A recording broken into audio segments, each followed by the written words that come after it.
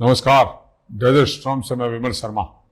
Desert storm लेकर आ रहा है एक नई पेशकश, कहीं अनकहीं। ये कार्यक्रम जैसलमेर की महिलाओं के लिए प्रसारित किया जा रहा है।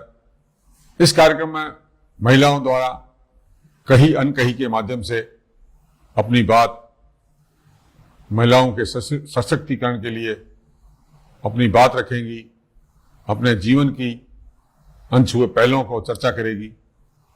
इनसे चर्चा करेगी हमारी एंकर योगिता सोनी, और हर रविवार को ये दोपहर 2:30 बजे के लगभग प्रसारित किया जाएगा। इसे देखना ना भूलें। दर्द के फूल भी खिलते हैं और बिखर जाते हैं, जख्म कैसे भी हो वक्त के साथ भर जाते हैं। नमस्कार, मैं हूँ योगिता सोनी और आप देख रहे हैं डेजर्ट स्टॉर्म न्यूज़ का कार्यक्रम कहीं अनकहीं। आज की जो हमारे गेस्ट हैं वो आंगनवाड़ी जिला अध्यक्ष हैं। आइए उनसे बात करते हैं, महिमा भाटिया जी से। नमस्कार महिमा जी। नमस्ते। बहुत बहुत स्वागत है आपका। Thank you.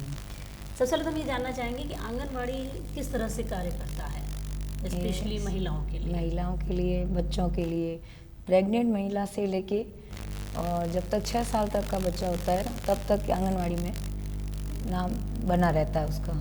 बच्चे होने वाले होता है तब उनको खान पान का ध्यान देना, महिलाओं के लिए उनको हर तरह से प्रिपेयर करना बच्चे के लिए कि भैया मतलब कैसे डिलीवरी तक जो भी से खाना पीना किस तरह का खाना उसके लिए पौष्टिक आहार वगैरह सब देना। टीकाकरण होता है, बीसीजी का टीका, जैसे टीटी के टीके लगाने होते हैं बच्चों को, और महिलाओं को शुरुआत में जैसे 5 महीने में 7 महीने में टीके लगवाने। ये सब सरकार की तरफ से फिर उनको फ्री होता है? सब फ्री होता है। ममता कार्ड बनाते हैं। और अब तो योजनाएं भी, प्रधानमंत्री मातृ वंदना योजना भी है, तो उसमें भी महिलाओं को काफ़ी फायदा है। गर्भवती महिलाओं को 5,000 रुपये मिलते हैं फर्स्ट डिलीवरी के। अगर सेकेंड डिलीवरी में अगर लड़की है तो उन्हें भी 6,000 रुपये मिलते हैं, प्रोत्साहन देने। हाँ, प्रोत्साहन देने के लिए बहुत अच्छा वो रहता है। और हमें भी अच्छा लगता है फील्ड में जाकर महिलाओं से मिलके।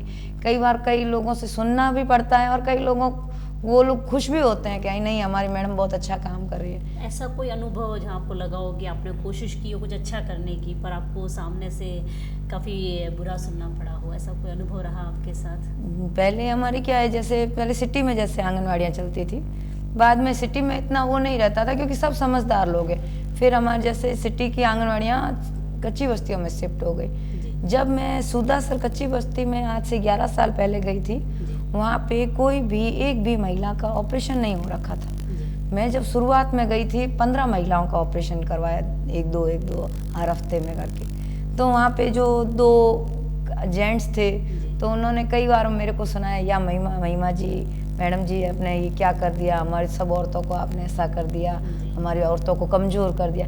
इससे औरतें कमज़ोर नहीं होती है। उनको कई बार समझाया, कई बार उन्होंने ना उनसे महिलाओं से भी झगड़ा करा, मेरे से भी करा, पर अब वो खुद चला के बोलते हैं। मतलब एक लोगों के दिमाग में एक मिथ्या रहती है कि इस तरह का ऑपरेशन कराने से हमारी क्षमता है वो कमजोर, क्षमता कम हो जाती है। तो क्या ऐसा कोई असर नहीं पड़ता है? नहीं, फिर अब धीरे धीरे से हमारे उनको बोला ना, अब तो खुद महिलाएं खुद ही बोलती हैं, ऐसा कुछ नहीं होता कि ऑपरेशन करवाने। मैंने उनको यही बोला कि बच्चे पैदा करने से कमजोरी आती है। आज 8-8, 10-10 बच्चे कच्ची बस्तियों में एक महिला के, क्योंकि अगर लड़का नहीं होता है, भाई पुरानी रीति है कि हाँ होती है, और एक पर भी ऑपरेशन नहीं करवाते। कच्ची बस्तियों में, गाँव में सिस्टम है 2 लड़के तो कम से कम होने ही चाहिए। तो फिर उस चक्कर में कम से कम 8, 10, 12, 15 पैदा कर देते। मैंने 13 बच्चों के महिला का भी एक ऑपरेशन करवाया। और अब वहाँ सिस्टम ऐसा है, पर उनका सुनना भी पड़ा था कई बार, पर अब धीरे धीरे सेट है। कम से कम तो भी 5 बच्चे तो करते ही है, 4-5, क्योंकि 2 लड़के तो होने ही चाहिए उनको। मतलब ये कहीं ना कहीं अज्ञानता की वजह से है, या पुरुषों के जो अपना एक होता है कि नहीं हम जो कहेंगे वैसे ही करना है, उसकी वजह ज़्यादा लगता है? यहाँ अज्ञानता ही समझो। ये मैं उन लोगों को भी बोलती हूँ कि आप उस जमाने में अभी चल रहे हो जो हमारे पिताजी, यानी कि 70 साल 65 साल पहले जो वो लोग जिंदगी गाँव में जीते थे, वो लोग अभी भी कच्ची बस्तियों में वैसे ही जी रहे हैं समझो। न तो वो पढ़ाई करते हैं, बच्चे जाते हैं आंगनवाड़ियों का, बोलते हैं तो ठीक है, उनको लगता है कि हम अभी जाएंगे वहाँ पे दलिया खिचड़ी खाने को मिलेगा, इसलिए वो आते हैं। तो वो फ्री वाला लग रहा है। हाँ, का system सबको कुछ महिलाओं मिल को रहा भी है। लगता है। अभी जैसे कोरोना था, कोरोना काल में कई दाल चावल गेहूँ तो वो आना शुरू हो गए थे, तो उनको भी सपोर्ट भी काफ़ी मिला। हाँ। मैंने खुद ने कोरोना काल में भी खूब काम किया। मैं खुद यहाँ से नगर पालिका से खाना जो बनता था, क्योंकि वहाँ से कच्ची बस्ती वालों के लोग आ नहीं सकते थे, बिल्कुल। कर्फ्यू था पूरा, तो मैं खुद जाके वहाँ पे पैकिंग उनको दे के आती थी वहाँ पे। कोरोना काल में जाना असुरक्षित सा महसूस नहीं होता था? सब घर पे भी चिल्लाते थे, मम्मी पापा भी चिल्लाते थे, हस्बैंड भी चिल्लाते थे, बच्चे भी चिल्लाते थे कि कभी खुद बीमार पड़ जाओगी। हमारे विभाग में जैसे टीकाकरण हुआ, पहला मैंने ही टीका लगवाया था जी। इसका कोरोना में। उस समय सब महिलाएं सब ऐसे बोले कि ये कमजोरी हो जाएगी या कुछ हो जाएगा, टीका नहीं लगवाना। उस समय अफवाहें भी खूब फैल रही थी, जी। पर धीरे धीरे सब लोगों को आइए। जागरूक करना हाँ, पड़ता है धीरे-धीरे। आपकी एजुकेशन कहाँ तक हो रखी है? मेरी जब मैं 17 साल की थी तब मेरी शादी हो गई थी, जी। जल्दी शादी हुई थी, और तब मेरे 10th की हुई थी। फिर 2 बार मैंने सोचा आगे पढ़ाई कर लूँ, पर क्या है कि ना कुछ न कुछ बच्चे भी छोटे थे, तो उसके कारण नहीं हो पाई। बाधाएं आती हैं। हाँ, फिर 2013 में मैंने वापस 12वीं भी करी, NTT भी करी, उसके बाद में BA भी करी 12वीं करके, यानी सब यानी चलता रहा। अभी कंप्यूटर भी कर लिया, क्योंकि शौक भी है। नहीं, जनरली मेरा आपको एजुकेशन को लेकर सवाल करने का मतलब ये मुद्दा था कि यही समझते सभी ने कि जिसकी एजुकेशन कम हो रखी है वही आंगनबाड़ी में जाएगा। तो आपने इतने अच्छे एजुकेशन होने के बावजूद भी आपने आंगनबाड़ी की राह कैसे की? बाहर जब पहले निकलते ना तब पता नहीं था कि जब शुरुआत में निकली ज़्यादा नॉलेज नहीं था कि मुझे क्या करना चाहिए। उस समय कोई सपोर्ट मिला मेरे को, तो मेरे को आशा सहयोगिनी जैसलमेर में एक पोस्ट ही थी पहले, आशा सहयोगिनी की। जैसलमेर में कोई पोस्ट नहीं थी, यहाँ पे गांव में थी, जिले में कोई नहीं थी। उस समय मैं पहली आशा सहयोगिनी जैसलमेर में लगी थी। यहाँ 3-4 आंगनवाड़ियाँ थी, रानी सर में मैं लगी थी।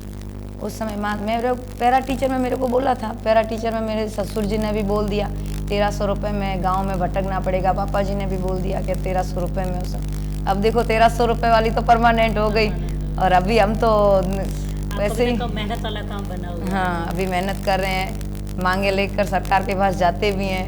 कई घोषणा पत्र में भी लिखा हुआ होता है 2013 से लेके 18 में। अभी सब बोलते हैं कि हाँ कर लेंगे, सबको कर लिया, पर अभी आंगनवाड़ी कार्यकर्ताओं का नंबर नहीं आ रहा है।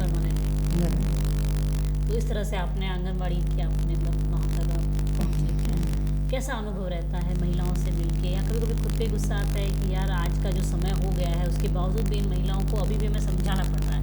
आज औरत कहाँ चांद पे पहुँच गई है, ऐसे कोई क्षेत्र नहीं है जहाँ पे उसने अपना कदम न रखा हो, उसके बावजूद भी उन्हें भी छोटी छोटी चीज़ें समझानी पड़ रही है। ये अनुभव कैसा रहता है? बहुत अच्छा लगता है, कहीं भी बाहर जाते हैं किसी को कुछ बताते हैं। मेरा खुद की बहनों का भी मेरे साथ बहुत सपोर्ट अच्छा है। मेरी आंगनवाड़ी बहनें भी मेरा बहुत सपोर्ट करती है। जिला अध्यक्ष होने के नाते जो मैं कहती हूँ मेरे साथ चलती है, कोई भी काम हो साथ में रहती है। कभी ऐसा नहीं कहती कि नहीं ऐसा हम ये काम नहीं करेंगे। हाँ, कुछ होते हैं कि भाई देखो अपन सोचते हैं कि 100 में से 100 ही सब अपने हो, ये तो हो नहीं सकता है।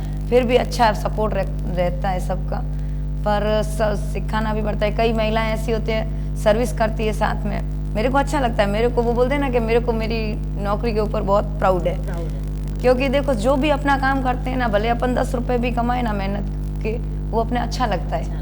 कई महिलाएं ऐसे लगता है इतने पैसों के लिए इतना भागना पड़ता है। मैं ऐसा क्यों सोचती हूँ, इन पैसों से अपना घर भी तो चलता है, इन पैसों से अपनी कितनी ज़रूरतें पूरी होती है।